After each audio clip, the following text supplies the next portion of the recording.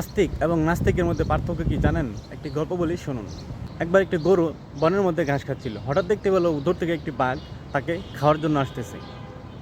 এটি দেখে সে ভয়ে যান বাঁচানোর জন্য দৌড় দিল এবং দৌড়তে দৌড়তে গিয়ে একটি গর্তের মধ্যে পড়ল।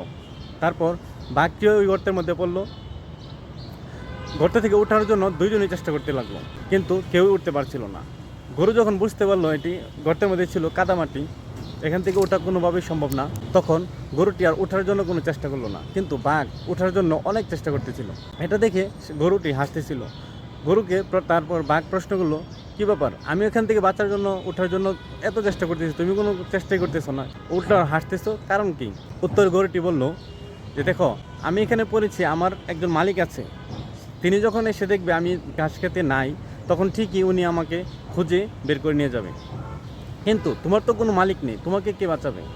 একজন আস্তিক দুনিয়াতে এবং আখিরাতে বিশ্বাস করে যে তার একজন মালিক আছে, সৃষ্টিকর্তা আছে, যিনি বিপদে পড়লে উদ্ধার করবেন। কিন্তু যেটা নাস্তিকের মধ্যে ওই বিশ্বাসটা থাকে না, সে বিপদে পড়লে কারো কাছে যেতে পারে না। এটা হলো নাস্তিক এবং আস্তিকের মধ্যে পার্থক্য।